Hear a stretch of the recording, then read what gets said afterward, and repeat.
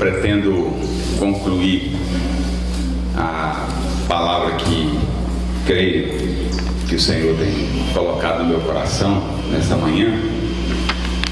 Vou dar prosseguimento aqui no livro de Ruth, no capítulo 4, e pretendo encerrar a minha palavra agora de manhã, e depois aí a graça do Senhor vai, pela graça aí eu, Alcimar, Cláudio vai decidir como será a noite e amanhã. Mas eu gostaria de concluir minha palavra desse livro. Eu gostaria de falar de quatro personagens, né? Já falei sobre Ruth, falei sobre Boaz.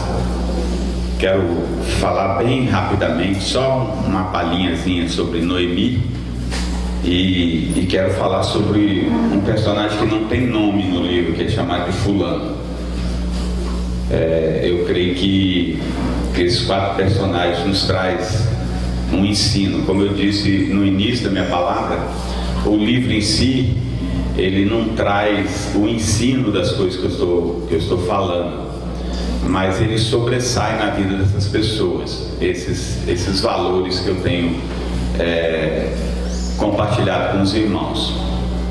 E hoje eu gostaria de falar sobre isso. Queria falar alguma coisinha sobre Noemi bem rapidamente, e depois gostaria de frisar um pouco mais nesse personagem do livro aí que não tem o nome dele registrado. E creio que o Senhor vai nos abençoar também nessa manhã com a sua palavra, que ao fim de tudo o Senhor seja exaltado, seja glorificado, que toda a honra e glória para Ele, e que tudo que nós ouvimos, compartilhamos aqui nesses dias, seja de fato para a edificação das nossas vidas. Vivemos tempos difíceis. Viver esse evangelho que nós cremos, pregamos e insistimos por viver, ele é completamente na contramão dessa época, completamente. Talvez com certeza houve tempo que ainda era razoável, mas hoje se tornou tão averso, tão contrário. O mundo está tão contrário a tudo que é de Deus, tudo que é do Senhor.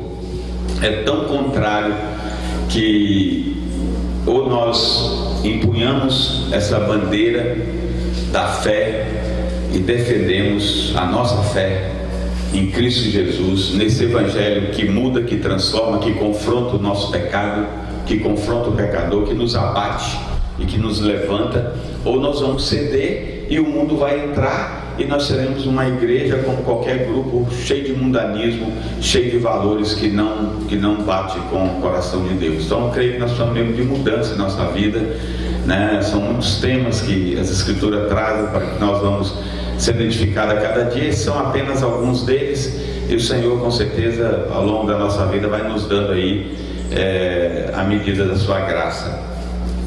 Mas vamos voltar ao capítulo 4 de Ruth. O finalzinho do 3 diz: então disse Noemi, né, a sogra de Ruth, diz assim: espera, minha filha, até que saibas em que se darão as coisas, porque aquele homem não descansará enquanto não se resolver esse caso ainda hoje. O dia já havia amanhecido. Provavelmente, como eu disse ontem, Ruth e Boaz talvez não tenham dormido pela expectativa, pela ansiedade, né, de todo o desdobramento que isso poderia ocorrer. O dia havia amanhecido e Noemi, ela vendo todo esse quadro, entendendo tudo aquilo que ela já estava acostumada e conhecendo de fato a questão da lei, do resgatador, desses princípios, ela com certeza viu que aquele homem não aquietaria enquanto ele não resolvesse aquilo naquele mesmo dia, e foi assim que aconteceu. E assim nós entramos no capítulo 4, finalizando essa história e, pela graça de Deus, trazendo aquilo que o Senhor tem para nós nessa manhã. Capítulo 4, versículo 1 diz: Boaz subiu à porta da cidade e assentou-se ali.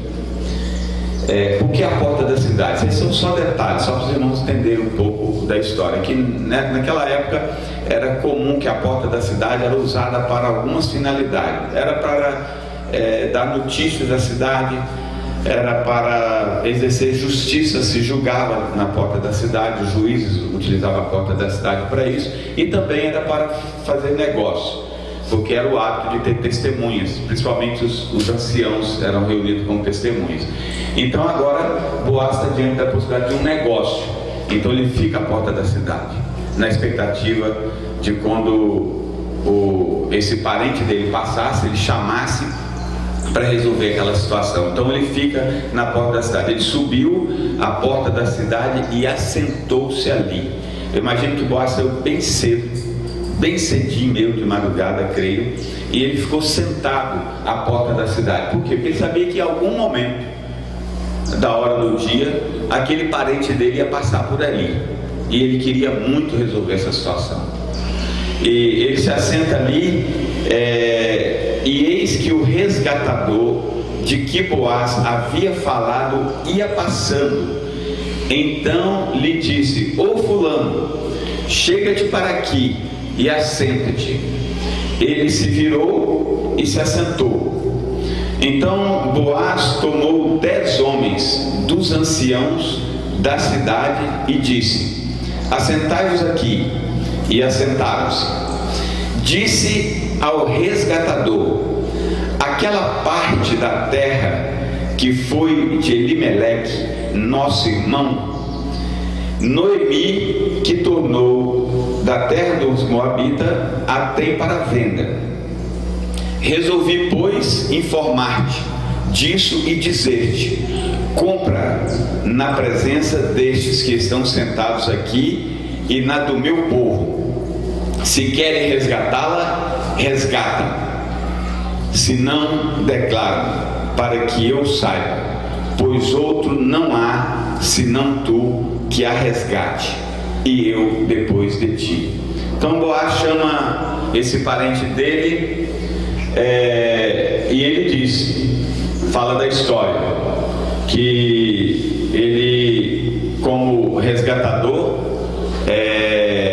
em primeiro lugar, em primeira instância, como preferência, havia uma ordem, né? Se o irmão morre e a esposa não suscitou filho, o irmão deveria assumir e suscitar filhos, para que o nome daquela família não morresse em Israel. Mas só que os dois irmãos haviam morrido o marido e havia morrido também o Quilion, que era irmão de Malom. Então não havia um irmão que resgatasse. Aí vinha então a cadeia, ia prosseguindo no parente mais próximo. Só que antes de Boaz ainda tinha esse fulano aí. Ele tinha preferência, ele podia chegar e falar: não, eu quero assumir, eu quero resgatar, e Ruth vai ser minha mulher. E ele tinha esse direito de fazer isso. E Boaz, ele não atropela os princípios.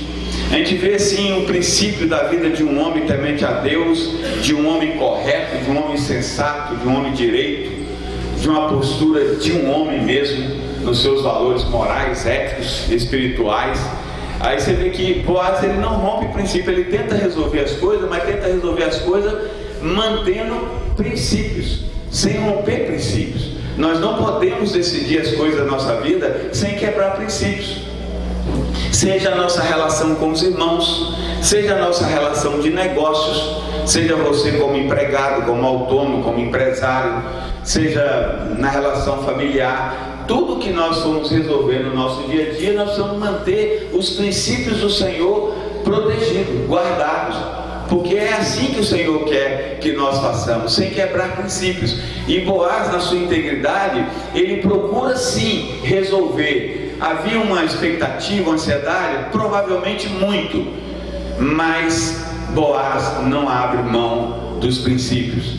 E ele então chama o camarada e ele fala: aquela parte da terra que foi de Elimeleque, nosso irmão, Noemi, que tornou da terra de Moabita, tem para venda. Resolvi, pois, te informar disso e dizer-te: compra na presença desses que estão sentados aqui, porque os negócios eram feitos baseado em testemunha. Provavelmente não existia cartório naquela época, não sei se existia. Hoje você vai no cartório, lava uma escritura, registra no registro geral de imóvel, aquilo é suficiente. Mas eu creio que nesse tempo era necessário então um conjunto de testemunhas. Ele chama então aquelas testemunhas e fala com esse fulano e diz assim: então você compra na presença destes que estão sentados aqui e na do meu povo. Se querem resgatá-la, resgata, se não, declara para que eu saiba, pois outro não há senão tu que a resgate e eu depois de ti. Ou seja, Boaz só podia entrar no esquema se esse cara abrisse mão do direito, né? Aí ele respondeu: eu a resgatarei. Eu imagino assim o calafrio que deve ter dado na barriga de Boaz naquela hora, quando esse cara fala assim: não, eu vou resgatar então. Imagina assim, não sei como pode ter sido movida suas entranhas, seus sentimentos, pulsado seu coração, a expectativa que esse homem tinha. Mas também Boaz não era menino, era um cara cabeça, um homem, se percebe, um cara inteligente.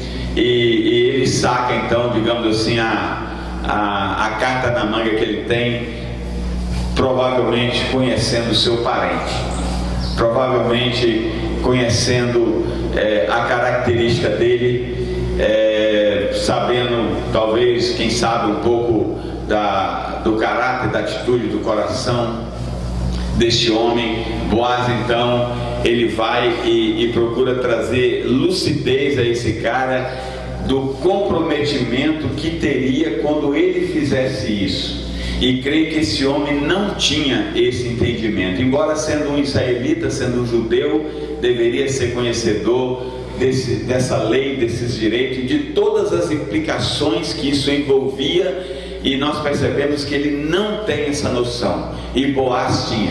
E Boaz usa essa cartada, digamos assim, para trazer um peso que beneficiasse ele no resgate de Ruth. Então em seguida ele diz para o resgatador, no dia, versículo 5, disse porém Boaz: no dia em que tomares a terra da mão de Noemi, também a tomarás da mão de Ruth. Por quê? Por que ele, tomando de Noemi, ele tomaria de Ruth? Porque Ruth era herdeira, ela era viúva do filho de Noemi, então ela também fazia parte da corrente da herança, de ter os direitos sobre a terra. Então Boaz está dizendo a ele assim: quando você tomar de Noemi, você também vai tomar da mão de Ruth. E ele prossegue: tomarás também da mão de Ruth, a Moabita, já viúva. Ele vai acrescentando os detalhes, ele vai colocando, vai tomar da mão de Noemi, também de Ruth, já viúva, né, para suscitar o nome do esposo falecido sobre a herança dele. Aí Boaz começa a colocar os detalhes. Por quê? Porque uma vez que esse resgatador tomasse a terra da mão de Noemi, automaticamente estaria tomando a mão de Ruth, e ele iria suscitar um filho, e o nome desse filho não seria dele, seria do falecido. Então ele estaria suscitando o nome de alguém que não seria dele, seria do falecido, seria de Malom, para suscitar, para que o nome de Malom, o nome da sequência, não morresse em Israel. E naturalmente esse filho seria herdeiro, e uma vez que fizesse a junção dessa herança, pega as terras de Noemi, que também pertence a Ruth, e que se incorporaria às terras que ele já era dono, e se tornaria esse camarada que nascesse, esse filho, tornaria herdeiro disso. Aí quando esse cara ouve isso de Boaz, ele disse: então eu não quero. Ele olha para essa situação, ele diz assim, versículo 6: então disse o resgatador: para mim não poderei resgatar, para que não prejudique a minha. Aí o cara pula fora, ele salta fora. Quando ele olhou todo o quadro, que ele contempla, pega a terra aqui que pertence a essa mulher, vai unir as minhas terras, aí vai que eu tenho um filho com essa mulher, esse filho não vai ter meu nome, ele se torna herdeiro da minha terra, prejudica a minha herança, eu não quero repartir isso com ninguém. E ele pula fora, e ele fala, então eu não quero. E sobre isso eu vou falar daqui a pouco. Antes eu quero ainda falar alguma coisa mais à frente. Aí ele diz, para mim não poderei resgatar, para que não prejudique a minha. Redime tu, que me cumpria resgatar, porque eu não poderei fazê-lo. Aí o versículo 7 diz, então era outrora o costume em Israel, quanto a resgates e permutas, o que queria confirmar qualquer negócio, tirava o calçado e dava ao seu parceiro. Assim se confirmava o negócio em Israel. Ou seja, isso era um ato simbólico no fechamento de um negócio. Nessa situação, quando esse resgatador, esse fulano, ele tirasse o seu calçado e entregasse para Boaz, ele está dizendo, eu estou abrindo mão do meu direito. E Boaz, tomando posse desse calçado, ele estava simbolicamente tomando posse das terras de Noemi e aquilo que pertencia a Ruth. Era um ato simbólico praticado em Israel como símbolo de uma renúncia e de uma tomada de posse com testemunhas. E o negócio era fechado e isso aconteceu ali. Vamos ver aqui o versículo 8, né? Ele disse, pois, o resgatador, cumpra tu, e tirou o calçado. Então Boaz disse aos anciãos e a todo o povo, sois hoje testemunhas de que comprei da mão de Noemi tudo que a pertencia a Elimeleque, a Quilion e a Malom, e também tomo por mulher Ruth, a Moabita, que foi esposa de Malom, para suscitar o nome sobre a sua herança, e para que esse nome não seja exterminado de entre seus irmãos e da porta da sua cidade. Disto sou hoje testemunhas. Aí você vê assim uma atitude completamente oposta. Boaz, ciente de que tudo que ele ia fazer, ele ainda estaria suscitando o nome de outro homem, não dele, mas ele assume tudo isso. Ele abre mão por um valor muito maior daquilo que estava sendo proposto a ele naquele momento. Versículo 11: todo o povo que estava na porta e os anciãos disseram, somos testemunha.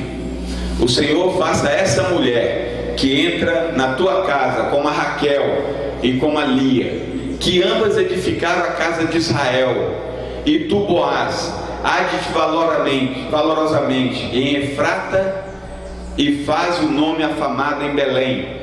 Seja a casa como a casa de Pérez, que Tamar teve de Judá, pela prole que o Senhor te der dessa jovem. Então agora você vê os anciãos declarando e profetizando bênção sobre a vida de Boaz e sobre a vida de Ruth. Estão abençoando eles. Aí o versículo 13: assim tomou Boaz a Ruth, e ela passou a ser sua mulher. Se fosse uma história secular, a gente completaria: e viveram felizes para sempre. Mas nós não estamos falando aqui de uma história secular. Nós estamos falando aqui de uma história que é redigida, escrita pelo Senhor. Estamos falando aqui de uma história onde há a completa ação de Deus dirigindo a história, do Senhor fazendo segundo o propósito dele, que nós vamos ver na frente que ele se torna bisavô de Davi. Ruth se torna bisavó de Davi, e eles fazem parte da genealogia de Cristo Jesus. Não é uma história qualquer. Há uma ação do Senhor dirigindo a sua história, cumprindo o seu propósito, confirmando as suas profecias. E Boaz e Ruth agora passam a fazer parte dessa história. A Bíblia diz: coabitou com ela, e o Senhor lhe concedeu que concebesse, e teve um filho. Então as mulheres disseram a Noemi. Agora, olha que o foco aqui, ela não, nesse final do livro, o foco não é colocado em Ruth, é colocado em Noemi. Eles falam: então as mulheres disseram a Noemi: seja o Senhor bendito, que não deixou hoje de te dar um neto, que será teu resgatador, e seja afamado em Israel o nome deste. Ele será restaurador da tua vida e o consolador da tua velhice. Ele será, pois tua nora que te ama o deu à luz, e ela te será melhor do que 7 filhos. Noemi tomou o menino e pôs no colo, e entrou para cuidar dele. E as vizinhas lhe deram o nome, dizendo: a Noemi nasceu um filho. Elas não dizem: a Ruth nasceu um filho. Elas falam: a Noemi nasceu um filho. Embora é citado logo antes, que fala assim: a sua nora, no versículo 15, fala: pois a tua nora que te ama deu à luz. Elas estão cientes que quem deu à luz foi Ruth. Mas elas falam para Noemi: a você nasceu um filho. E lhe chamaram Obed. Este é o pai de Jessé, que é pai de Davi. Eu queria, antes de entrar no assunto principal dessa manhã, eu queria dar só uma rápida palavrinha sobre Noemi. Essa mulher que lá no início, lá no capítulo 1, ela no versículo 20, vamos botar do 19, nós já lemos no nosso primeiro encontro, mas ele fala assim: então ambas se foram até chegar a Belém. Quando elas saíram de Moabe e foram para Belém, sucedeu que ali, chegaram ali, toda a cidade se comoveu por causa delas. A cidade ficaram comovida pela situação dela, pela forma tão carente, tão necessitadas, tão difícil, do abatimento, da tristeza, da amargura que essa mulher retorna de volta para sua terra. A cidade, o povo da cidade se comove vendo a chegada delas, e toda a cidade vai ao encontro dela. E as mulheres dizem: não é essa Noemi?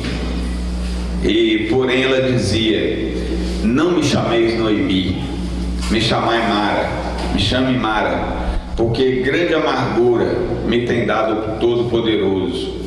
Ditosa eu parti, porém o Senhor me fez voltar pobre. Porque pois me chamareis Noemi, visto que o Senhor se manifestou contra mim, e o Todo-Poderoso me tem afligido. Meus amados, quantas vezes o Senhor nos coloca em situações difíceis? Qual de nós aqui já não passamos por momentos de aflição? E às vezes momentos de aflição muito forte, que nos abate, que balança a nossa fé, que nos deprime, que nós olhamos e parece que Deus está tão longe, que você ora e parece que não tem ninguém do outro lado te ouvindo, parece que você está sozinho, que você clama e parece que não tem ninguém ouvindo. que você pede e não tem ninguém para te responder, momentos de solidão, momentos de amargura, de sofrimento, de provação, momentos que somos colocados em extremo aperto, e às vezes nós olhamos e parece que Deus se voltou contra nós, que o Senhor resolveu pegar todos os chicotes e surrar o nosso lombo e fechar as portas para nós e nos moer, e nós ficamos tão tristes, tão abatidos, e parece que nem há esperança, parece que Deus deu as costas, deu corda no relógio e saiu e deixou as coisas ao acaso. Imagino que esse era o sentimento de Noemi. Essa mulher volta arrasada, volta amargurada, volta entristecida.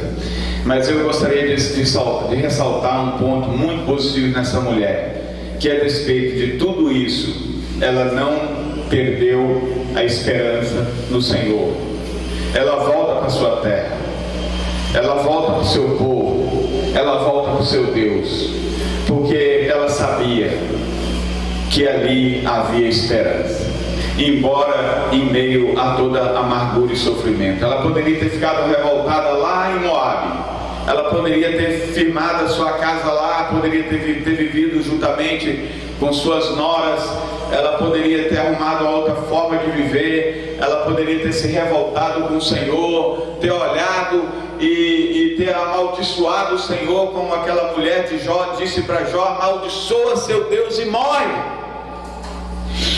Mas essa mulher, ela soube que Deus lembrou do seu povo, que Deus havia dado pão, e renasceu no coração daquela mulher uma esperança.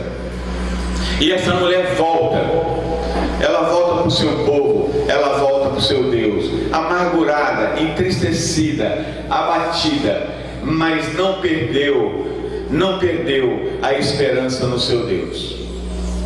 Queria dizer, meus amados, que muitas vezes nós podemos viver momentos assim na nossa vida, momentos que parece que Deus nos tirou tudo, tirou a esperança, tirou a alegria, parece que o Senhor está se voltando contra nós, mas o Senhor, Ele está ali, porque Ele disse: eis que eu estou convosco todos os dias até a consumação do século.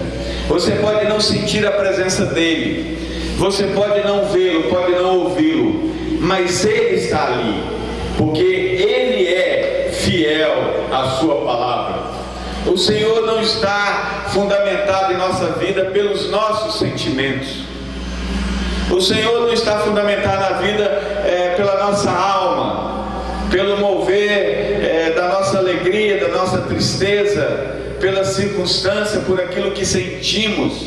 Você pode estar num quarto orando, tão abatido, tão entristecido, parecendo que não tem ninguém te ouvindo, mas o Senhor está ali, porque não é os seus sentimentos que move isso, é a fidelidade dEle que move isso, e nós precisamos crer nisso, de que o Senhor está conosco, embora possa ter as maiores adversidades da vida, e muitas vezes nós somos colocados em extremas provações, que nos leva a situações como Noemi, mas o Senhor está conosco, Ele vai cumprir o seu propósito. Noemi jamais podia ter na sua mente o desfecho de uma história dessa. Como ela poderia imaginar isso? Como ela poderia imaginar que o Todo-Poderoso estava escrevendo uma história tão linda, que excede a qualquer romance que jamais Hollywood ou qualquer pessoa pode escrever, porque é um romance escrito pelo Todo-Poderoso, que tem muito mais do que um romance, tem uma história de vida eterna, de aliança, de salvação do seu povo, de salvação da humanidade, porque ali tem a genealogia de que vai surgir Cristo Jesus, o nosso resgatador.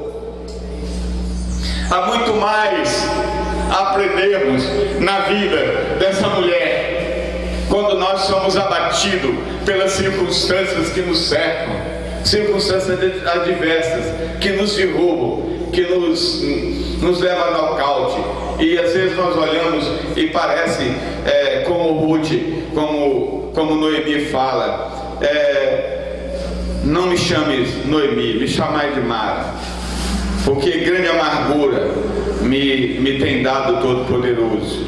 Ditosa eu parti, porém o Senhor me fez voltar, pobre.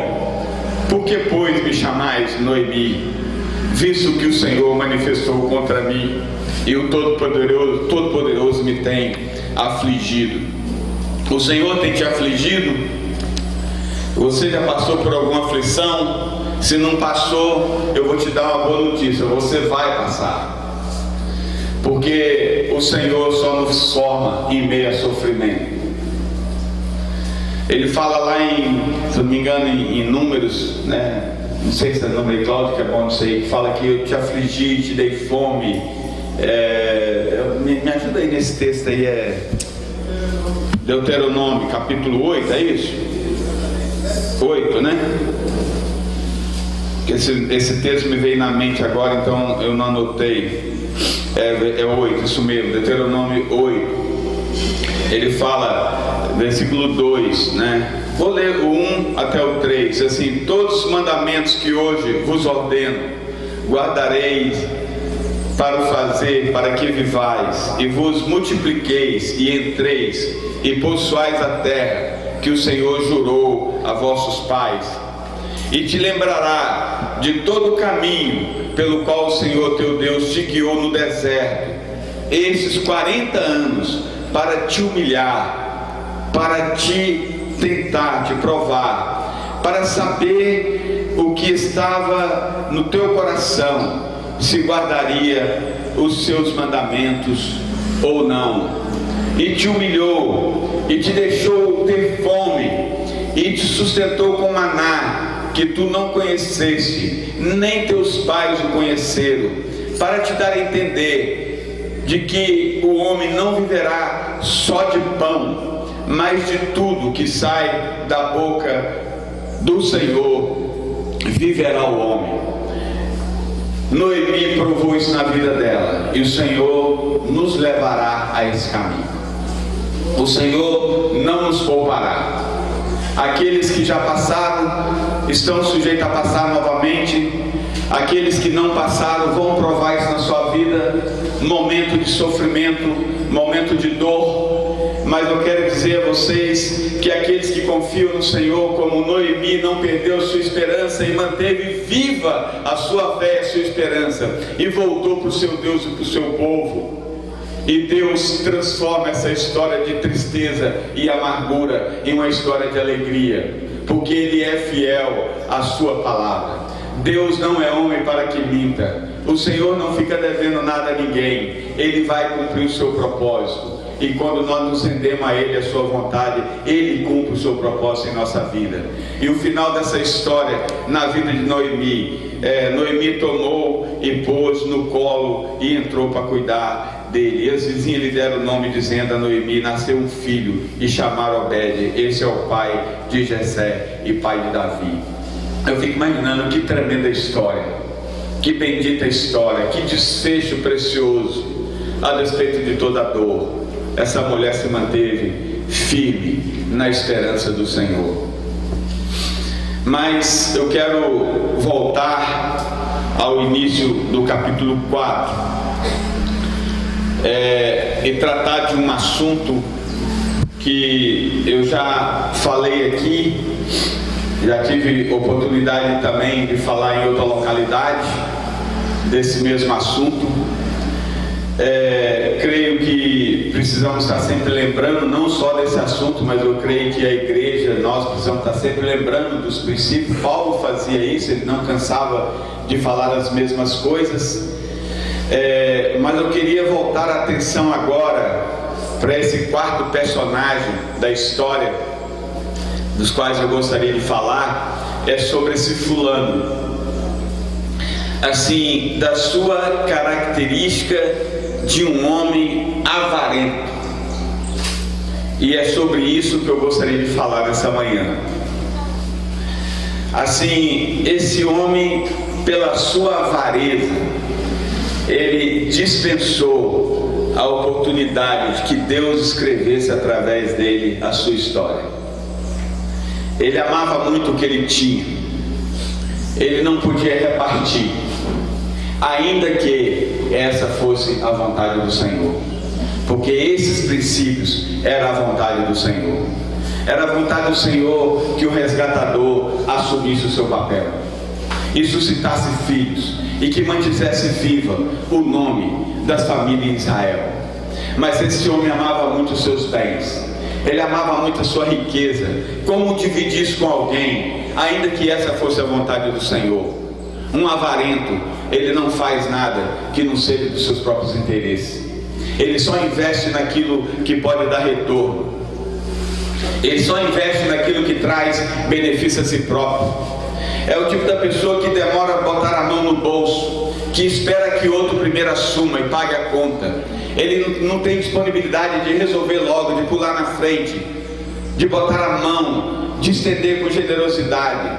Ele ama muito o que tem, e esse homem ama muito o que tem. Mas assim como aconteceu com ele, Deus sempre tem alguém para colocar no seu lugar. Deus sempre tem alguém generoso para botar no lugar de um avarento. E o avarento herdará em trevas, sem nome, um nome de fulano, porque nem nome foi digno de ser colocado nesse livro. Esse homem não teve nem a dignidade de que o nome dele fosse registrado nas Escrituras. Tamanha sua avareza. Eu acho que um avarento não terá do Senhor a dignidade de ter escrito o seu nome no livro da vida, porque o Senhor trata a avareza como idolatria, e idólatras não herdarão o reino de Deus. Se você ama o que você tem, você vai sucumbir com as suas riquezas e em trevas, distante do Senhor. Nós não podemos amar o que temos. Podemos ter, não há pecado em ter. Ninguém está falando contra ter. Boaz é um homem que tinha, você vê notório isso. Ele tinha empregado, ele tinha servas, ele era dono de terras, ele era um homem rico. E Deus não está aqui contra a riqueza de Boaz, Deus não está aqui batendo contra a riqueza de Boaz, nada disso. Não há problema nenhum se você tem, se você é promovido, você fez concurso, ganha bem, você tem uma empresa, ela produz, você recebeu uma herança. Não há problema nenhum nisso. Que problema nisso? O problema é quando o nosso coração está nisso. E quando há um propósito de Deus à frente, você pode ser usado com seus bens para que a obra do Senhor avance, para que o reino do Senhor avance, para que vidas sejam alcançadas, para que a pregação do Evangelho seja expandida, e você fecha a mão, e você tem usura, e você não reage, porque você gosta do que você tem. Isso sim é um problema. Havia mulheres ricas, em Lucas está registrado aí, mulheres ricas que serviam Jesus com as suas riquezas. Eram ricas? Sim. Tinha problema? Não. Servia Jesus? Sim. Então qual o problema de ter, se o seu coração não está nisso? Se o que você tem é do Senhor? Se tudo que você tem é dele? Se Deus não é dono dos seus recursos, Ele não é dono da sua vida. Se Ele não tem as suas riquezas na mão dele, Ele não tem você também. E você será como um fulano qualquer, sem registrar o seu nome no livro da vida, por amor à sua riqueza. Os avarentos não têm parte no reino de Cristo Jesus, porque são idólatras. Eu tenho orado todos os dias, Senhor, me livra de ser um homem avarento, me revela se há ainda avareza no meu coração. Se tiver avareza, Senhor, me faça enxergar, porque eu não quero ser um homem avarento. Eu peço isso todos os dias ao Senhor, porque eu sei que a riqueza, eu sei que os bens, os favores, eles são... É fácil nós acostumarmos a isso, nós desejarmos isso, é inerente da nossa vida humana, da nossa, entre aspas, nossa segurança. Queremos ter o celeiro cheio, queremos estar preparados para o futuro, fazemos planos a longo prazo. Eu não estou dizendo que é errado fazer, não é isso, mas eu digo assim, mas quando nós colocamos o nosso coração de uma forma tão forte nisso, nós anulamos a ação do Senhor. Eu não estou falando que é problema você planejar um futuro, de você ter um planejamento financeiro, de você ter uma aposentadoria. As Escrituras não é contra isso. Mas o que eu estou falando é quando o seu coração está nisso, e você ama muito isso. E se Deus coloca diante de você a oportunidade de você ser usado com esse recurso, e você se nega, porque você ama demais o que você tem. Assim, eu creio que precisamos tirar isso do nosso meio. A igreja precisa ser liberta disso, eu preciso ser liberto disso, nós precisamos ser libertos disso, do amor a essas coisas. Mas eu quero ainda reportar alguns textos que falam sobre isso. Romanos, capítulo 1.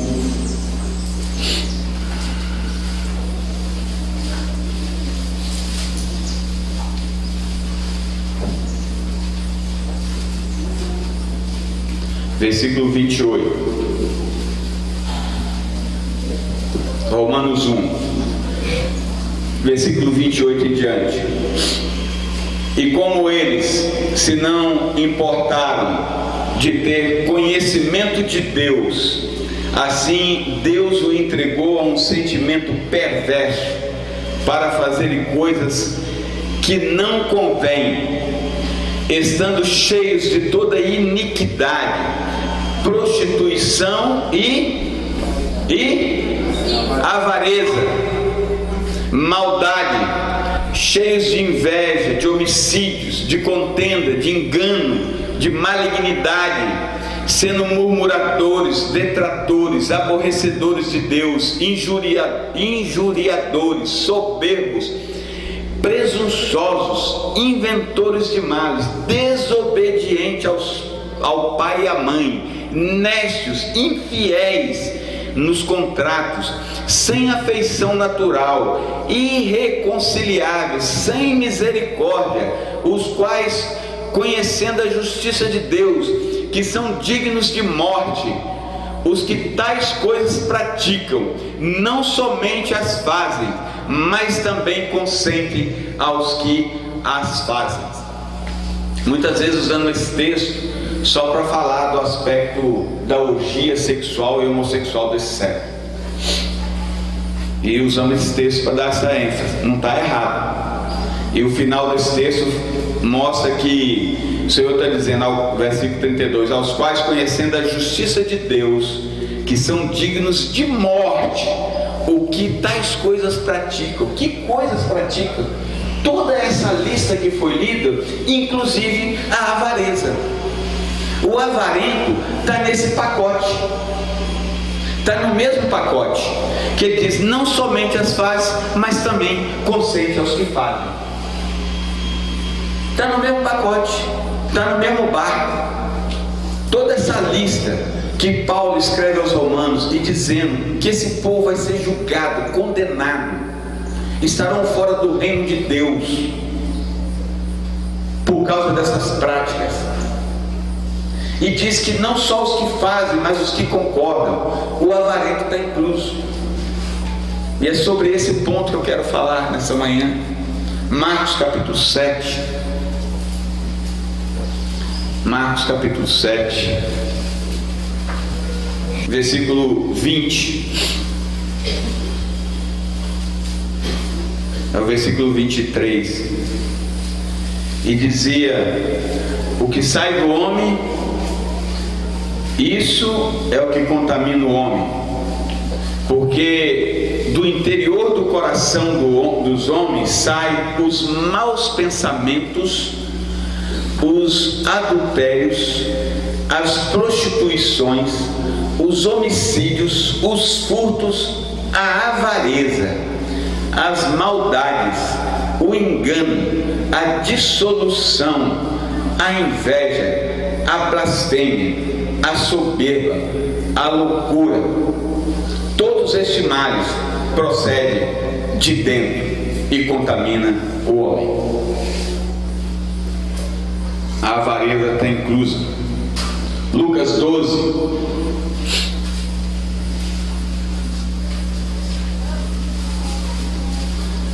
versículo 15,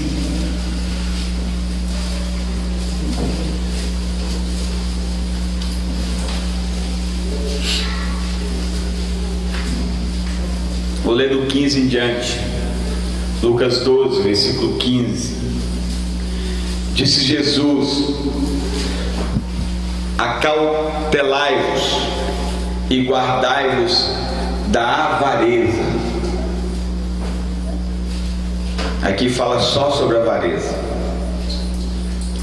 Diz assim: acautelai-vos e guardai-vos da avareza, porque a vida de qualquer não consiste na abundância do que possui. E propôs-lhes uma parábola dizendo: a herdade de um homem rico tinha produzido com abundância, e arrazoava ele entre si, dizendo: que farei? Não tenho onde recolher meus frutos. E disse: farei isto: derribarei os meus celeiros, edificarei outros maiores, ali recolherei todas as minhas novidades e os meus bens, e direis à minha alma: alma, tens em depósito muitos bens para muitos anos, descansa, come, bebe, alegra-te. Mas Deus disse: louco, essa noite te pedirão a tua alma, e o que tens preparado, para quem será? Eu fico imaginando um homem desse, que viveu há 2000 anos atrás, talvez hoje, quem sabe, em alguma peça de museu, poderia encontrar talvez a cama dele, de alto valor, de madeira de lei. Talvez o melhor quadro pintado que ele tem na parede de grande valor esteja em algum museu, e nós não sabemos. Quem sabe um móvel feito de marfim, talvez utensílios de prata, de ouro, que sobreviveu ao tempo. Quem sabe esteja na mão de um colecionador hoje, mas ele no inferno já há 2000 anos, e estará no inferno por mais 2000 anos, e mais 2000 anos, e milhares de 2000 anos, e eternamente mil, e quantos mil anos a eternidade produzir sem fim. Que valor tem esses bens para o homem que ama o que tem, se ele perde a sua vida eterna? O Senhor chama ele de louco. Se amamos o que temos, nós somos um louco. O Senhor não nos condena por termos, Ele dá a quem Ele quer, Ele retribui a quem Ele quer. Não é proibido ter, não é proibido, Deus não proibiu nada. Quantos homens ricos? Abraão foi um homem cheio de posses, Boaz foi um homem cheio de posses, mas olha a postura desses homens. Abraão entrega seu filho. Se Deus desse a oportunidade a Abraão, você tem duas chances, você pode me dar Isaac, ou você me dá tudo que você tem. Eu tenho certeza que Abraão daria tudo que ele tem, mas não daria o filho. Se Deus tivesse dado essa oportunidade, se Deus tivesse: Abraão, você tem dois caminhos aqui, ou você bota Isaac nesse altar e sacrifica ele para mim, ou você faz uma coisa, larga tudo para trás, sai com a roupa do corpo, me dá tudo. Abraão daria tudo por esse filho. E nós não queremos dar tudo pela vida eterna? Nos apegamos tanto? Somos avarentos na hora de contribuir? Somos avarentos quando temos um retiro? Às vezes você gasta no restaurante, gasta com a pizza, gasta num lazer durante o ano todo, e não é problema fazer isso. Mas às vezes quando chega o retiro: não tem, é caro. Sim, é caro, mas às vezes durante o ano você gastou com tantas bobagens que não tem valor. Mas às vezes não quer gastar para estar aqui por causa da avareza. Eu não estou falando daqueles que por alguma razão estão em dificuldade, não é isso. Eu sei que às vezes tem irmão que por circunstância da vida às vezes não pode mesmo, e a igreja precisa socorrer isso. A igreja precisa entender isso, precisa ajudar, e precisamos ajudar mesmo aqueles que estão em necessidade. Não é disso que eu estou falando, mas eu disse às vezes de irmãos que às vezes gastam com tantas bobagens durante o ano inteiro, mas quando chega para o retiro não tem, porque ama tanto o que ele está fazendo durante o ano, que isso aqui parece que não tem valor. Não tem valor estar aqui, não tem valor estar junto. Que preciosidade estarmos aqui esses dias, que valor tem lá fora? O Senhor chama de louco, louco. Essa noite pedirão a tua alma, e o que tens preparado, para quem será? De que valeu os bens desse homem? Se 2.000 anos hoje, se é que alguma coisa sobrou, tivesse em algum lugar aí guardado como objeto de colecionadores, e um homem eternamente no inferno por amar os seus bens. 2 Coríntios 9, versículo 5.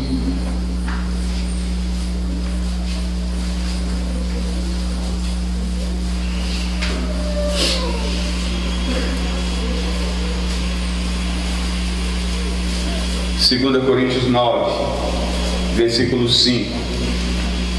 Portanto, tive por coisa necessária exortar esses irmãos, para que primeiro fosse ter convosco e preparasse de antemão a vossa bênção já antes anunciada, para que seja pronto com bênção, e não como avareza.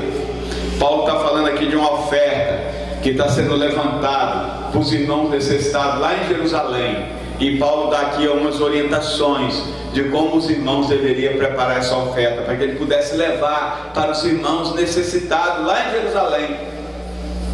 Ele fala: portanto tive por coisa necessária exortar esses irmãos, para que primeiro fosse ter convosco e preparasse de antemão a vossa bênção já antes anunciada. Ou seja, prepare as suas ofertas, junto que vocês vão doar, né? Para que esteja pronta como bênção e não como avareza. Efésios 5:3.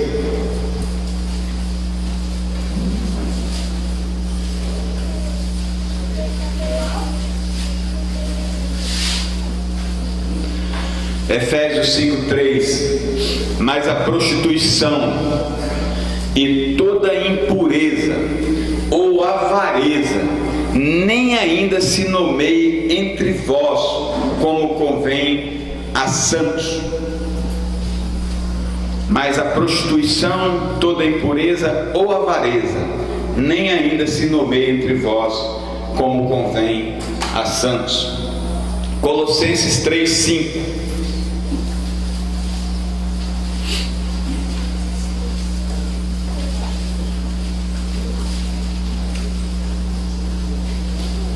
Colossenses 3, versículo 5.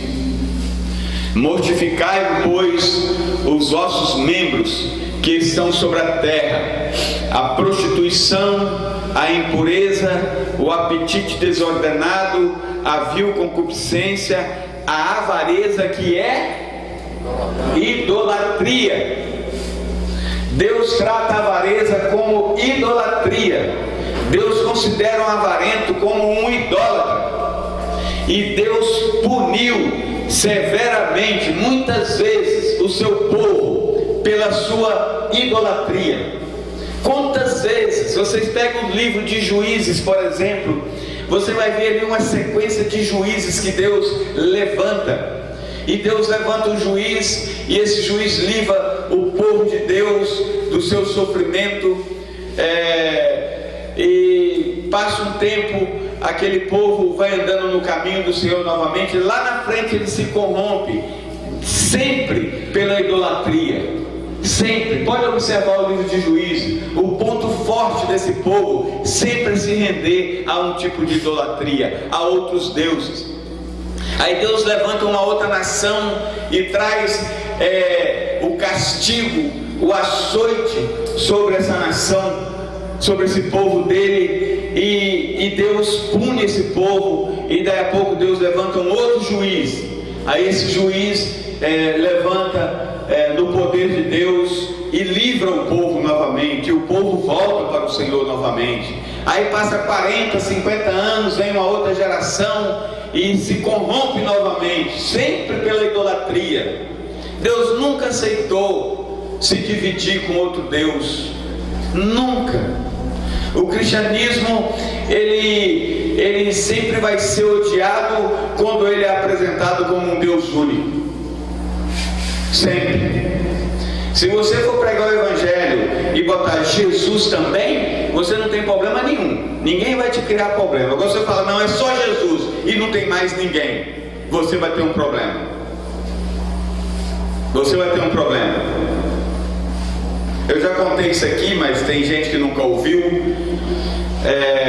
muito tempo atrás, muitos anos atrás, eu e o Chile fomos visitar uma amiga nossa que estava com câncer.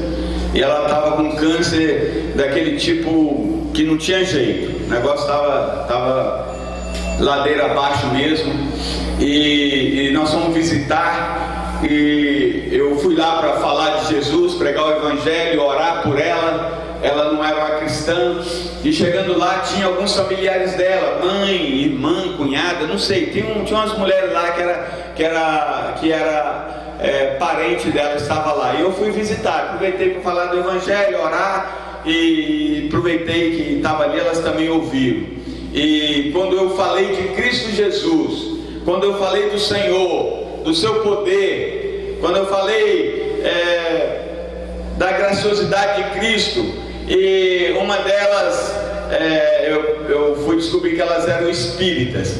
Aí uma delas falou assim, realmente tem alguns que já nascem assim, com uma espiritualidade muito grande, muito forte, assim, enaltecendo pessoas, como se colocasse Jesus como mais um desses espirituais, como se Jesus fosse mais um desses homens, desses ícones de espiritualidade. Aí eu olhei e falei, é verdade, eu creio que Chile deve lembrar disso. Eu falei, é verdade,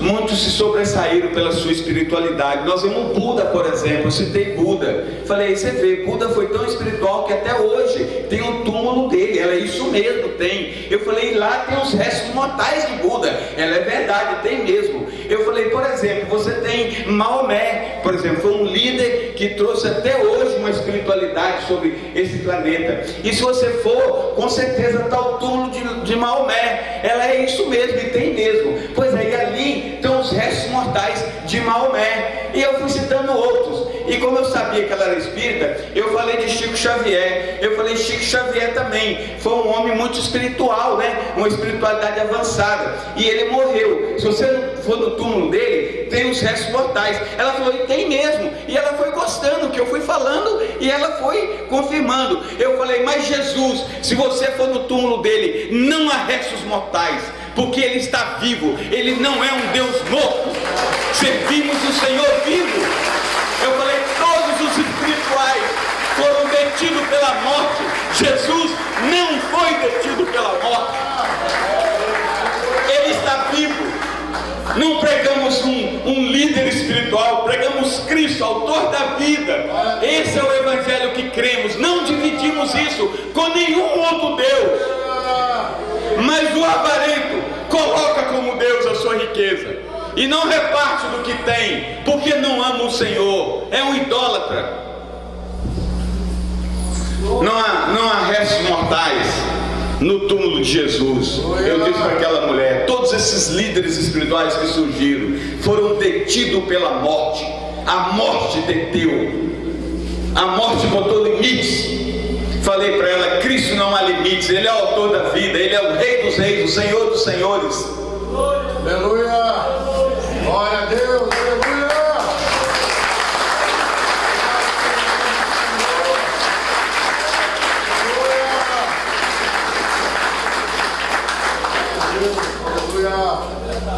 Bendito és, bendito Senhor. Hebreus capítulo 13.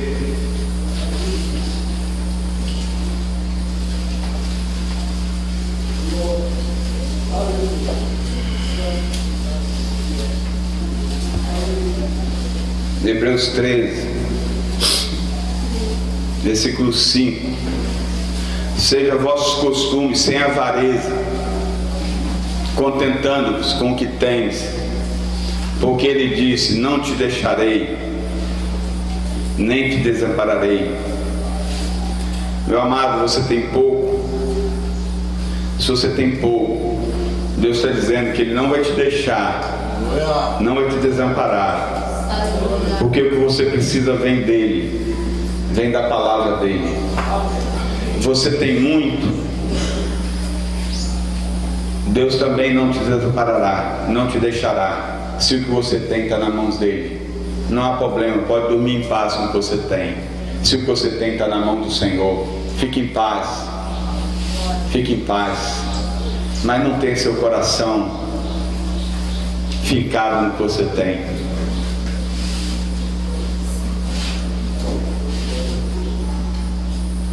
Paulo tem um outro texto que eu não anotei aqui, ele me vem à mente agora, que ele disse assim: diga aos ricos dessa terra que não ponham sua segurança nas riquezas. E Paulo estava falando para ricos na igreja. Não havia problema, tinha ricos na igreja, porque Paulo não escreveu para ímpio, Paulo escreveu para a igreja. Se ele escreve uma carta para a igreja e fala: diga aos ricos para que não ponham suas segurança na riqueza, mas em Deus. O problema não é ter, o problema é onde está o nosso coração. E a avareza independe do quanto tem. O homem pode ser pobre e avarento, ele pode ser rico e avarento, ele pode ser um pobre generoso e ele pode ser um rico generoso. Isso tem a ver com o coração, isso tem a ver com a sua entrega ao Senhor. 1 Coríntios 10, 14.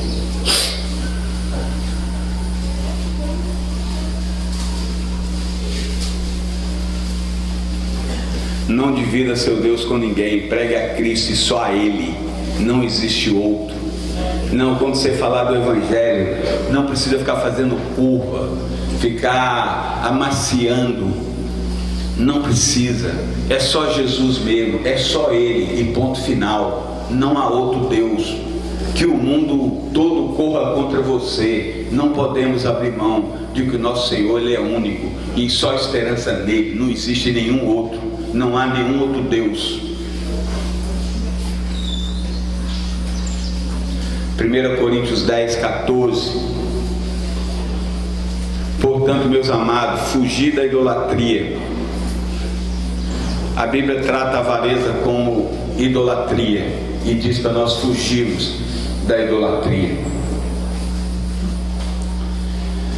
Agora eu quero citar alguns textos que nos conduzem a uma mudança de vida. Já citei isso para os irmãos, mas eu quero falar de novo. O texto que sempre me vem à mente, meu coração, é o texto de 2 Coríntios 9. Tem muitos textos na Bíblia, mas esse para mim é o meu preferido quando se trata desse assunto. Acho que Paulo, quando escreve, foi muito gracioso ao fazer essas considerações aqui nesse texto. 2 Coríntios 9. 2 Coríntios 9.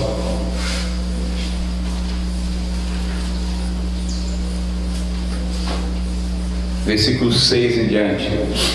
E digo isso, que o que semeia pouco, pouco também ceifará. E o que semeia em abundância também ceifará. Nós não pregamos, meus queridos, o evangelho da prosperidade. Não cremos nisso. Esse não é o evangelho de Jesus. E eu não vou pregar esse evangelho aqui. Mas eu também não posso deixar de dizer que a colheita é proporcional ao plantio, porque a Bíblia diz que é. A Bíblia diz que é. Ele diz que o que semeia pouco, também pouco ceifará. E o que semeia em abundância ceifará. Isso é uma matemática de Deus, Ele botou assim. É um princípio dele. Não pregamos o evangelho da prosperidade, mas creio que Deus prospera e que Deus atua proporcional à sua generosidade, porque isso está nas Escrituras e não podemos fugir disso. Cada um contribua segundo propôs o seu coração, versículo 7. Não com tristeza ou por necessidade, porque Deus ama ao que dá com alegria. Devemos fazer com alegria. O cristão, quando oferta, o cristão, quando socorre um outro irmão, quando ele acolhe o necessitado, quando ele coloca o seu dinheiro na obra do Senhor, quando ele entrega a sua oferta, ele deve fazer isso com alegria e não com sentimento de avareza, como se aquilo fosse fazer falta, como se aquilo estivesse perdendo. Deve ter uma disposição de alegria no seu coração.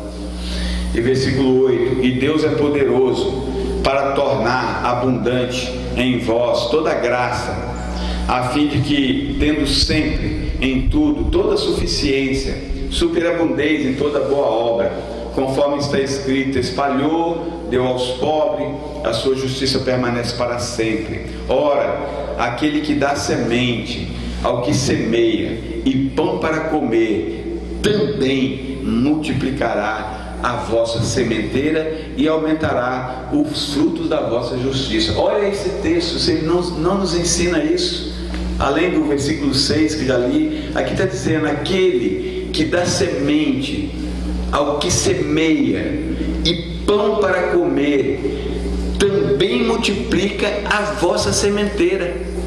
É uma lei de plantio e colheita, e aumentará os frutos da vossa justiça. Há quantos irmãos às vezes que não crescem? Eu não estou falando aqui que pregando riqueza aqui. Acho que o reino de Deus tem espaço para todo mundo.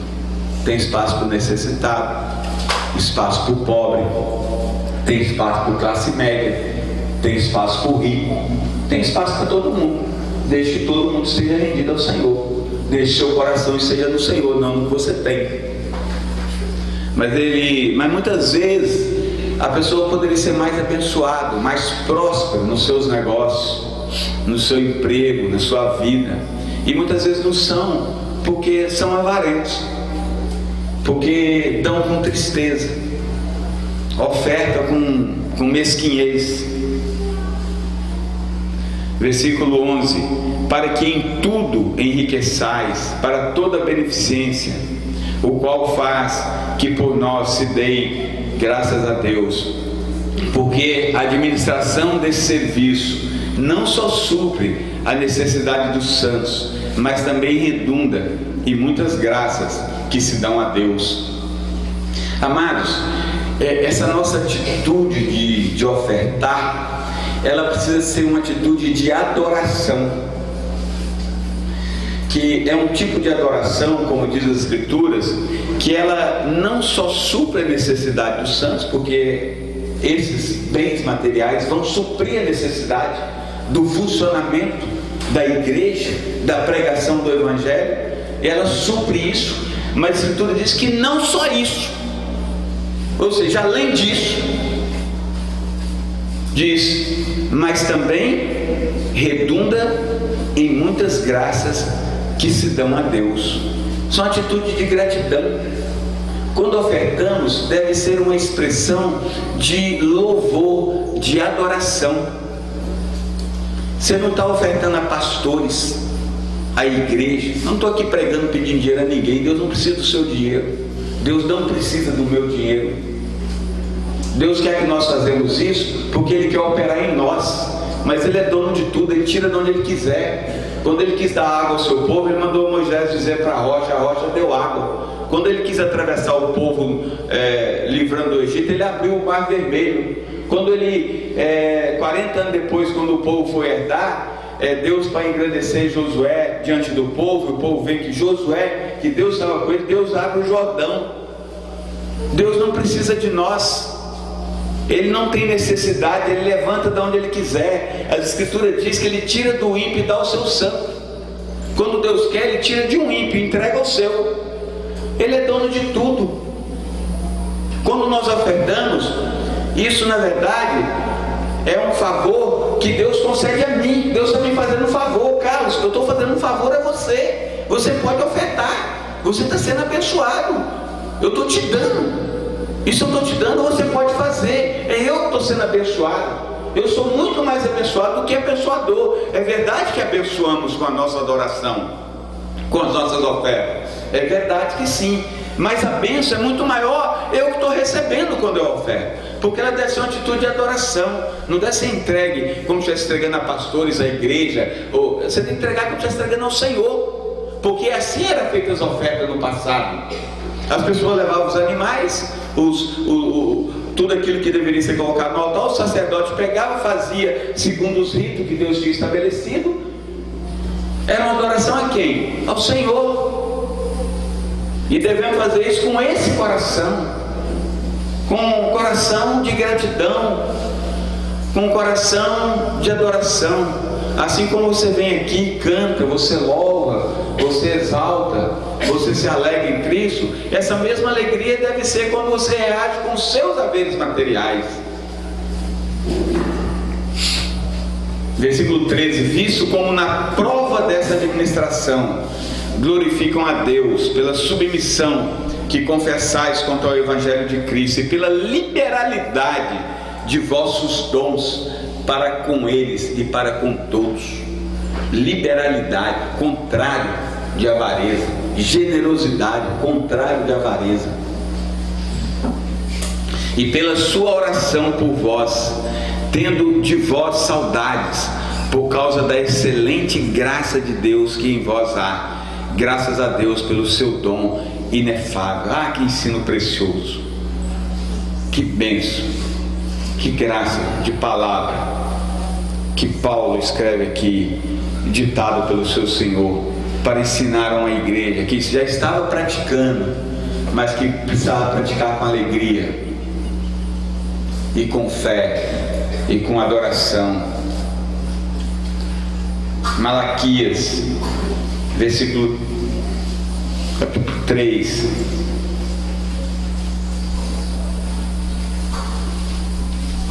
Malaquias 3, de 8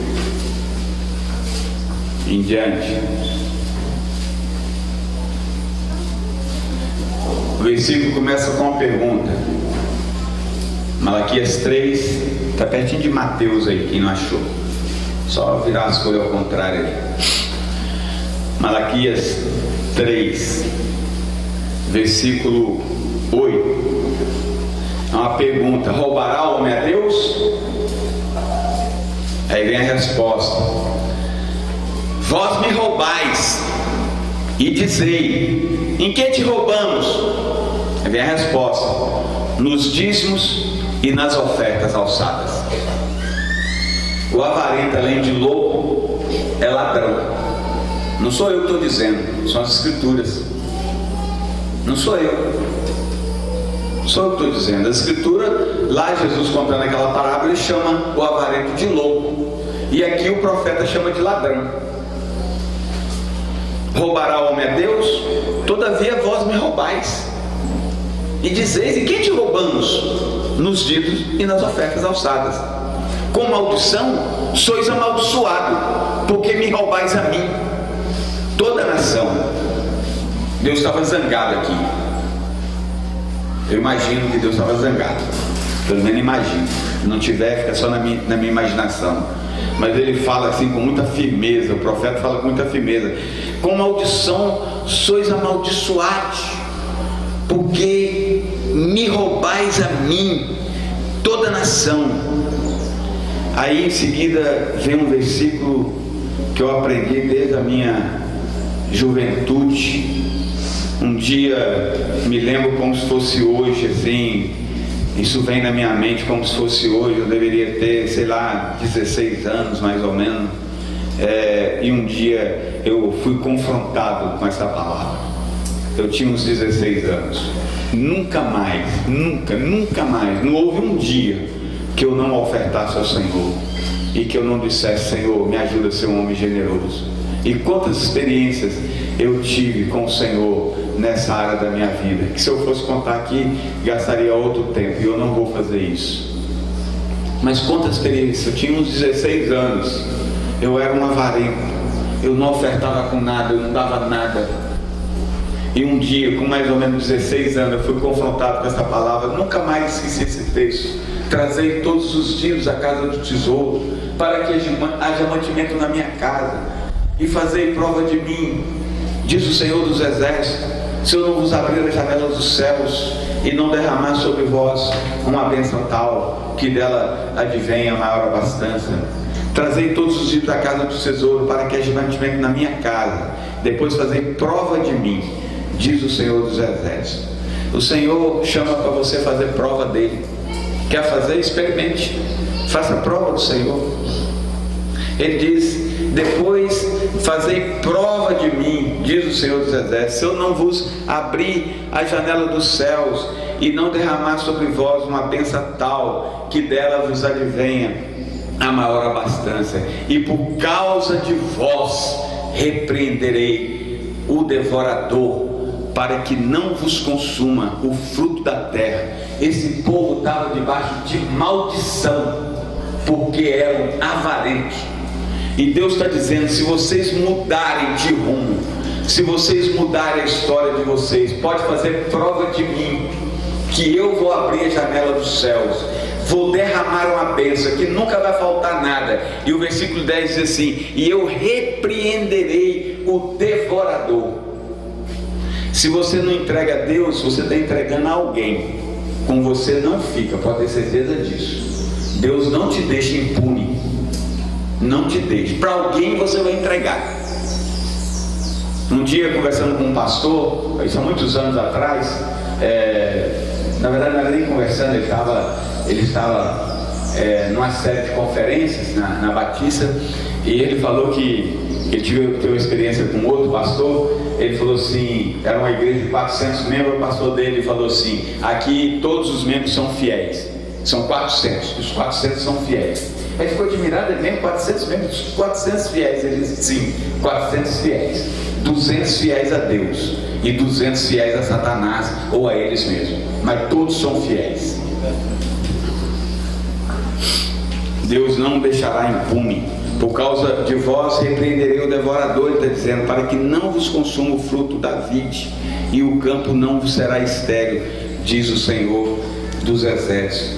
Meus amados, às vezes a atitude de avareza, ela é expressa em diversas formas. Geralmente a avareza é como uma enfermidade que ela vai minando, ela vai migrando para o seu organismo. É como uma enfermidade que não consegue ficar num lugar só, ela alastra, ela vai entrando.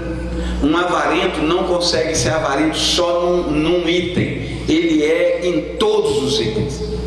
Eu lembro que eu tenho um cunhado que ele é pastor, casado com irmã de Chile, e ele hoje está pastoreando em outra cidade. E quando ele pastoreava aqui na Serra, uma igreja muito maior, e eles faziam, bazar que dá o nome, Chico? Bazar, que os irmãos ofertavam coisas, podiam ser novas e usadas, para que fizessem um bazar, e com o resultado da venda daquilo ali, sei lá, abençoasse alguma coisa, uma obra de missões, um missionário no campo. Era uma prática. E os irmãos tudo ofertavam, aí davam roupas, calçados, alguns brinquedos, sei lá, ferramentas, todo tipo de coisa que quisesse ofertar, podia ofertar. E era depois levado e feito um grande bazar, e ficava ali, às vezes 2 dias, no final de semana, exposto em algum lugar, e as pessoas iam comprar. E aquilo era vendido e usado na obra do Senhor. Aí, antes de ser exposto esse material, a Chile ajudava na triagem. Assim, tinha que passar por um crivo, né? Porque você não vai botar qualquer coisa para vender. Aí, às vezes eu ficava olhando, a Chile me mostrava assim coisas que irmãos tinham coragem de ofertar. Chegava a ser repugnante, revoltante, poderia dizer assim. Era um negócio vergonhoso. Às vezes um sapato que parecia um beiço de gélio, o solado estava para baixo e a cara para cima. Aí como é que você doa um negócio desse para um irmão? Como é que você doa um sapato que não tem um salto, que já furou a sola? Amados, os irmãos não são depósito de lixo, não. Eles podem ser necessitados, mas eles precisam ser tratados com dignidade. Aí você junta o que você não tem na sua casa e despeja como se o irmão fosse o lixo da igreja, e bota ali tudo que não presta para você, que você não tem coragem de usar mais. Não é assim que se oferta, não. Abra seu guarda-roupa, oferta uma blusa que você ainda usa. Pega um calçado que você ainda iria na reunião com ele. Eu vou abençoar uma irmã com esse calçado usado, mas que o calçado seja com dignidade. Às vezes falta o salto, está furada a sola, às vezes as correias já foram embora, a presilha já não existe, e você vai doando isso para os irmãos, como se o irmão fosse um depósito de lixo para você enfiar tudo que não presta na sua casa. Que oferta é essa? Não se trata, irmãos, assim. Uma vez eu, ainda lá na primeira igreja batista, um pastor foi pregar lá e ele falou de uma experiência mais ou menos assim. Ele falou que fez uma campanha para o Natal dos pobres lá na cidade dele. E eu não estou aqui falando de Natal, por favor, só estou falando do ponto. Esse pastor falou que fez na campanha na igreja dele para fazer um Natal para os pobres e pediu que a igreja doasse brinquedos. Pode ser brinquedos usados, mas doe. Nós vamos fazer aqui um Natal para os pobres. Aí fizeram uma grande caixa e os irmãos foram botando ali brinquedos. Aí quando chegou na hora do culto, um diácono pegou uma boneca sem cabeça e falou: pastor, ofertaram uma boneca sem cabeça. Aí ele falou: me dá a boneca aqui. Ele levou a boneca para o púlpito e botou do lado. E na pregação dele ele levantou a boneca. Filho de pobre, além de não ter brinquedo, vai ter que brincar agora com a boneca sem cabeça. Assim, que nível às vezes nós ofertamos? Quer abençoar o irmão? Abençoa. Quer dar uma camisa para ele? Escolhe a camisa que você usa. Usada, não tem problema. Não tem problema você dar um sapato usado para o irmão. Não tem problema você dar uma calça usada, você dar uma camisa usada. Não há problema nisso. Mas faça com dignidade. Aí você vai pegar a camisa que já está furada aqui, já está rasgada, poída. Você olha, não, isso que eu não tenho coragem de usar não. Aí você pega o irmão mais necessitado da igreja e dá a camisa para ele. Não é assim que se oferta. Deus não se agrada disso. Isso é oferta de avarento. Dê coisas boas para os seus irmãos. A Chile ficava fazendo aquela triagem lá, ela e minha cunhada. Quanta coisa que a gente fazia sacola e nós colocávamos no lixo. Eu lembro que eu dizia: deixa eu cara, bota isso aí no lixo para mim. Eu pegava quantas coisas dignas de lixo. Chile falava: cara, isso aqui, esse eu jamais teria coragem de entregar isso a um irmão em lugar nenhum. É vergonhoso. Nós botávamos no lixo e pegava tudo que era bom e entregava para o bazar, e lá ia ser vendido. Mas a avareza, ela se aplica em todas as áreas da vida. Quando você dá um bem ao irmão, uma roupa, quando você oferta para missões, quando você oferta nos seus dízimos, em tudo, se você é avarento, você é avarento. Se você é generoso, você é generoso. Deus nos deu o que tinha de melhor. O que tinha de melhor. É verdade, Deus nos deu o que tinha de melhor. E sempre nos dá o melhor. Deus tem sido bondoso conosco, generoso conosco. Então mudemos, meus amados. Mudemos e confiemos no Senhor. O Senhor é um Senhor poderoso. O Senhor, Ele nos promete. Se nós voltarmos ao texto de 2 Coríntios 9, nós vamos ver que as promessas dele são promessas de abundância. São promessas de abundância, né? Ele fala que o que semeia pouco, pouco ceifará. O que semeia abundância, abundância ceifará. Versículo 6, né? 2 Coríntios 9, 6. Depois ele fala: cada um contribua segundo propôs o seu coração, não com tristeza ou por necessidade, porque Deus ama o que dá com alegria. Fala que Ele é poderoso para tornar abundante em vós toda a graça, versículo 8, a fim de que, tendo sempre em tudo toda suficiência, superabundez em toda boa obra. Amados, a matemática de Deus não é igual à nossa matemática. Eu falei isso à igreja em Itabuna há um tempo atrás. Estava lá, acho que Sidney Lemuel, é isso mesmo? Nós sofremos um acidente, eu tive perda total no carro. Alcimar e Cláudio voltaram, porque eles se machucaram, principalmente Alcimar se machucou mais, e o carro deu perda total, e eu prossegui viagem.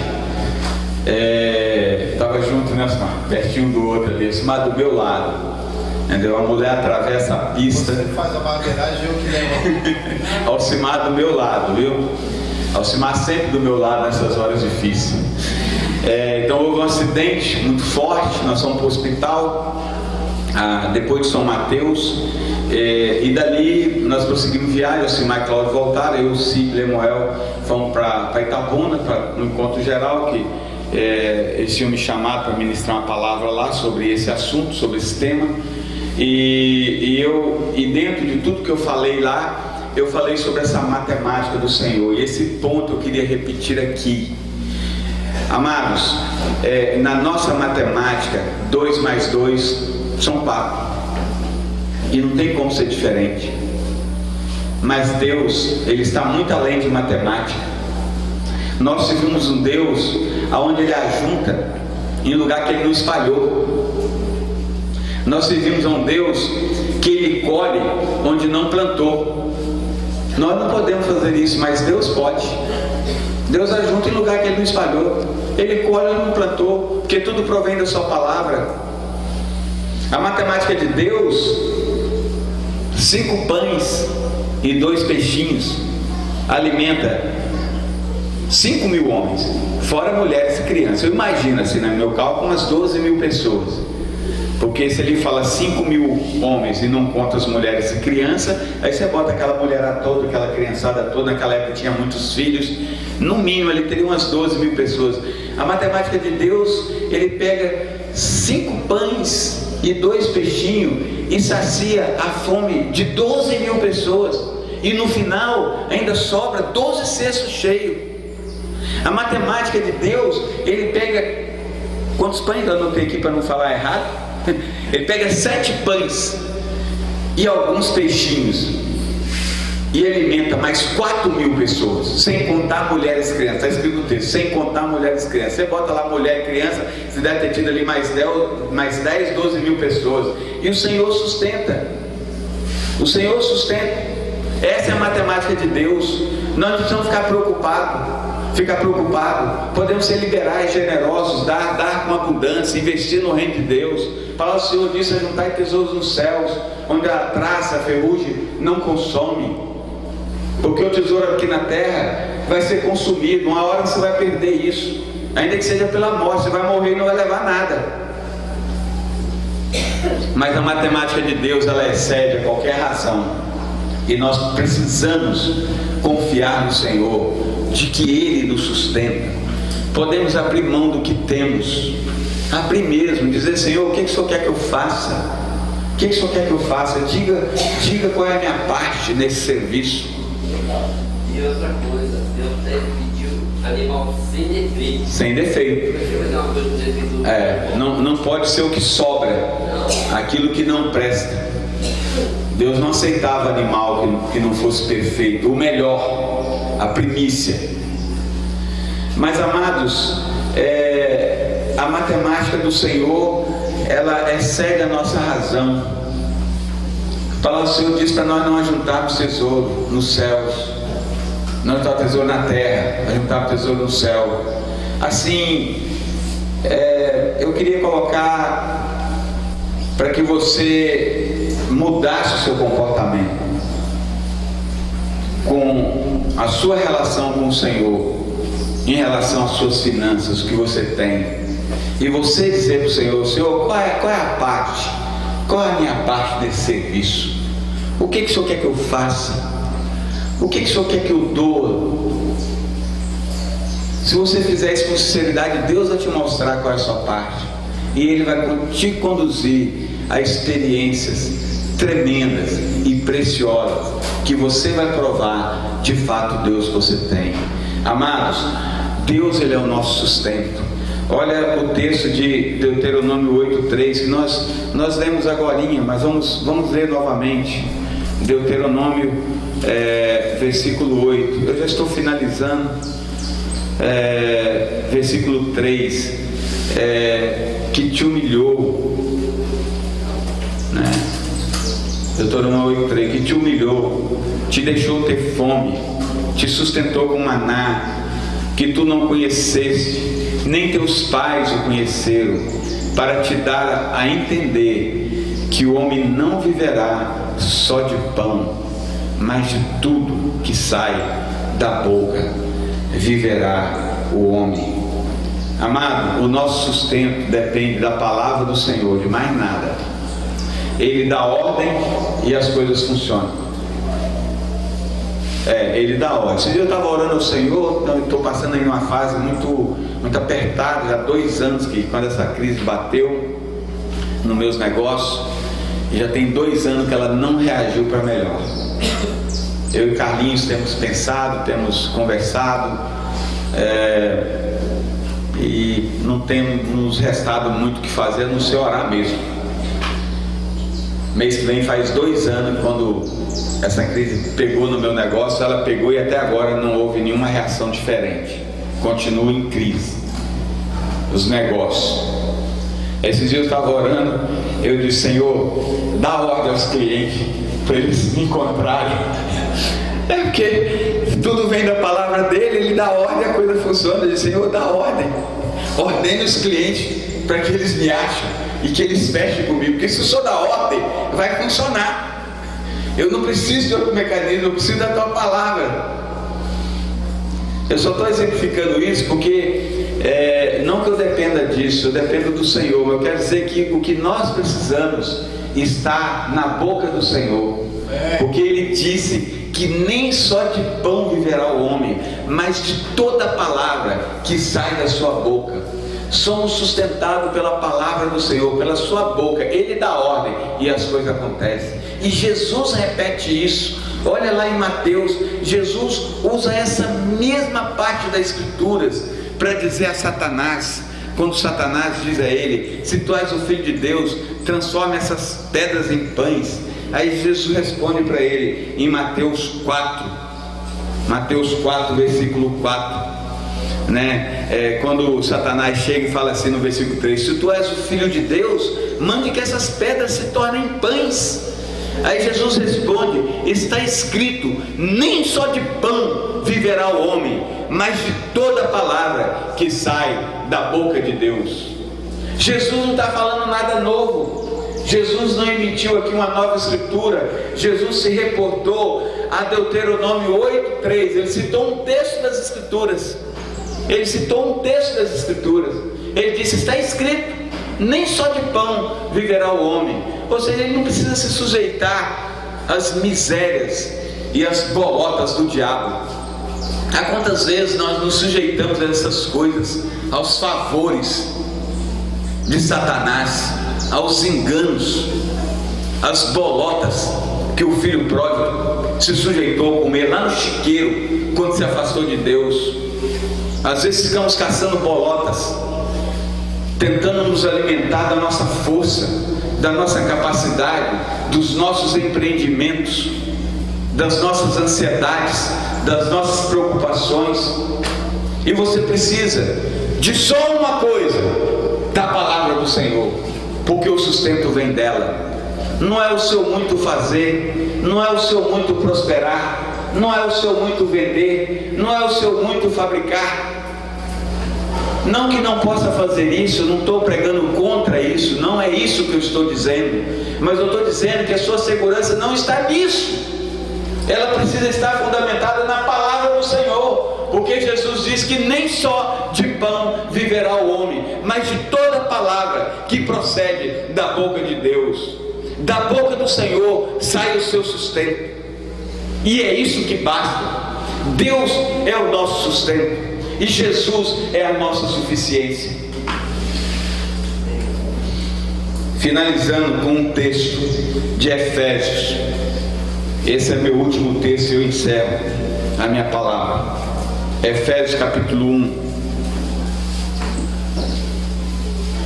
Efésios capítulo 1, versículo 15 ao 22. Efésios 1, 15 a 22. Pelo que ouvindo eu também a fé que entre vós há no Senhor Jesus e o vosso amor para com todos os santos, não cesso de dar graças a Deus por vós, lembrando-me de vós nas minhas orações, para que o Deus de nosso Senhor Jesus Cristo, o Pai da glória, vos dê em seu conhecimento o espírito de sabedoria e de revelação, tendo iluminado os olhos do vosso entendimento, para que saibais qual seja a esperança da sua vocação e quais as riquezas da glória da sua herança nos santos, o qual, a sobre excelente grandeza do seu poder sobre nós, o que cremos, segundo a operação da força do seu poder, que manifestou em Cristo, ressuscitando dos mortos e pondo à direita nos céus, acima de todo principado e poder, e potestade, e domínio, e de todo nome que se nomeia, não só nesse século, mas também no vindouro, e sujeitou todas as coisas a seus pés, e sobre todas as coisas o constituiu como cabeça da igreja, que é o seu corpo, a plenitude que cumpre tudo em todos. Em outra tradução, o versículo 22 fala assim: e pôs todas as coisas debaixo dos pés, para ser o cabeça sobre todas as coisas, o deu à igreja. Meu amado, Deus Pai colocou debaixo dos pés de Cristo Jesus, sujeitou todas as coisas e pegou Cristo Jesus e deu à igreja. Nós temos Cristo, temos tudo. Deus é o nosso sustentador, Jesus é a nossa suficiência. Ou cremos nisso, ou vamos nos debater em mil e umas coisas para fazermos, para buscarmos o nosso sustento, que termina tudo em palha, que acaba tudo em nada. Não é problema fazer, não é problema ter, mas quais os limites? O que você está fazendo? Aonde está te levando? Quais os valores você está perdendo por causa do seu emprego, por causa do seu concurso, ou por causa da sua empresa? Eu não estou aqui falando contra concurso, estude mesmo. Eu animo os jovens que estudam, que batalham, que lutam. Animo o Carlinhos tem estudado, estude mesmo, ora ao Senhor, vai estudando e vai orando, mas nunca substitua a relação com o Senhor em função dos seus estudos. Nunca faça isso, nunca faça. Trabalhe mesmo, tenha a sua empresa, tem o seu emprego, mas não substitui a graça de Deus por causa de coisas. Não faça isso. Bota limites. Se esses limites já estão avançando, está te roubando a paz, está tirando o sossego, você não tem tempo para a família, você não tem tempo para a igreja, você não tem tempo para pregar o evangelho, você não tem tempo para estar em comunhão, você está assim sendo sugado, tomado, consumido. Que valor tem isso? Olhe para o Senhor, Ele é o seu sustento, Jesus é a sua suficiência. E aquieta o teu coração e viva uma vida plena, cheia do Senhor, cheia do Espírito Santo do Senhor, por valores que vão fazer a diferença em toda a eternidade. Eu estava lendo o livro de Josué, estava meditando no versículo que fala que o povo serviu o Senhor todos os dias de Josué, até aqueles que viveram com ele, enquanto um ainda estava vivo, o povo serviu o Senhor. Que preciosidade, que vida perto de Deus, a ponto de uma nação não se perder enquanto aquele homem viveu, e enquanto aqueles que estavam perto dele estavam vivos, nunca se afastaram do Senhor. Mas que valor Josué colocou diante da nação, a não ser o valor de Cristo Jesus, o valor de Deus na sua vida. Que o Senhor nos abençoe, meus amados, que o Senhor nos ajude. Somos necessitados disso. Precisamos mudar o nosso rumo, precisamos reescrever nossa história, precisamos sair daqui como mais do que um retiro em nossa vida, mais do que um retiro. Que o Senhor nos dê mais do que isso, que Ele nos dê a Tua palavra, que Ele nos dê a Sua correção, que Ele nos dê a Sua repreensão, mas que nós saímos daqui focados em servir o Senhor, em sermos diferentes, em produzirmos para o Senhor. Que o Senhor nos ajude, nos abençoe.